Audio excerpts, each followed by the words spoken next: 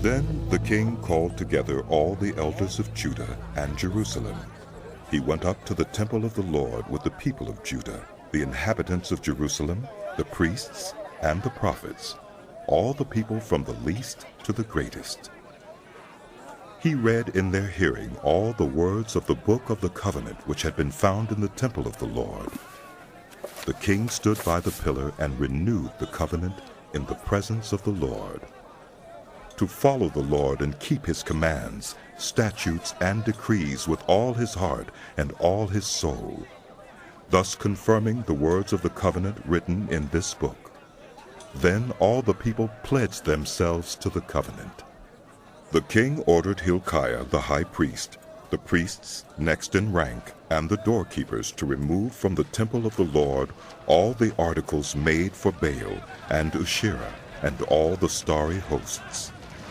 He burned them outside Jerusalem in the fields of the Kidron Valley and took the ashes to Bethel. He did away with the idolatrous priests appointed by the kings of Judah to burn incense on the high places of the towns of Judah and on those around Jerusalem, those who burned incense to Baal, to the sun and moon, to the constellations, and to all the starry hosts. He took the Asherah pole from the temple of the Lord to the Kidron Valley outside Jerusalem and burned it there. He ground it to powder and scattered the dust over the graves of the common people. He also tore down the quarters of the male shrine prostitutes that were in the temple of the Lord, the quarters where women did weaving for Asherah. Josiah brought all the priests from the towns of Judah and desecrated the high places from Geba to Beersheba, where the priests had burned incense. He broke down the gateway at the entrance of the gate of Joshua, the city governor, which was on the left of the city gate. Although the priests of the high places did not serve at the altar of the Lord in Jerusalem, they ate unleavened bread with their fellow priests. He desecrated Topheth, which was in the valley of Ben-Hinnom, so no one could use it to sacrifice their son or daughter in the fire to Molech. He removed from the entrance to the temple of the Lord the horses that the kings of Judah had dedicated to the sun. They were in the court near the room of an official named Nathan-Melech. Josiah then burned the chariots dedicated to the sun. He pulled down the altars the kings of Judah had erected on the roof near the upper room of Ahaz, and the altars Manasseh had built in the two courts of the temple of the Lord. He removed them from there, smashed them to pieces, and threw the rubble into the Kidron Valley. The king also desecrated the high places that were east of Jerusalem on the south of the Hill of Corruption, the one Solomon, king of Israel, had built for Ashtoreth, the vile goddess of the Sidonians, for Chemosh, the vile god of Moab, and for Molech, the detestable god of the people of Ammon.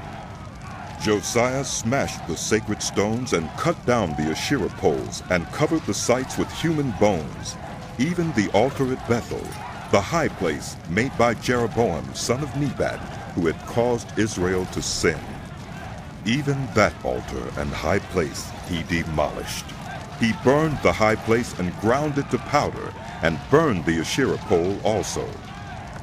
Then Josiah looked around, and when he saw the tombs that were there on the hillside, he had the bones removed from them and burned on the altar to defile it, in accordance with the word of the Lord proclaimed by the man of God who foretold these things. The king asked, "What is that tombstone I see?" The people of the city said, "It marks the tomb of the man of God who came from Judah and pronounced against the altar of Bethel the very things you have done to it." "Leave it alone," he said. "Don't let anyone disturb his bones." So they spared his bones and those of the prophet who had come from Samaria. Just as he had done at Bethel, Josiah removed all the shrines at the high places that the kings of Israel had built in the towns of Samaria, and that had aroused the Lord's anger. Josiah slaughtered all the priests of those high places on the altars and burned human bones on them. Then he went back to Jerusalem. The king gave this order to all the people: "Celebrate the Passover to the Lord your God, as it is written in this book of the covenant. Neither in the days of the judges who led Israel, nor in the days of the kings of Israel and the kings of Judah had any such Passover been observed. But in the 18th year of King Josiah, this Passover was celebrated to the Lord in Jerusalem. Furthermore, Josiah got rid of the mediums and spiritists, the household gods, the idols, and all the other detestable things seen in Judah and Jerusalem. This he did to fulfill the requirements of the law written in the book that Hilkiah the priest had discovered in the temple of the Lord. Neither before nor after Josiah was there a king like him who turned to the Lord as he did, with all his heart and with all his soul and with all his strength, in accordance with all the law of Moses. Nevertheless, the Lord did not turn away from the heat of his fierce anger, which burned against Judah because of all that Manasseh had done to arouse his anger. So the Lord said, I will remove Judah also from my presence, as I removed Israel. And I will reject Jerusalem, the city I chose, and this temple, about which I said, There shall my name be.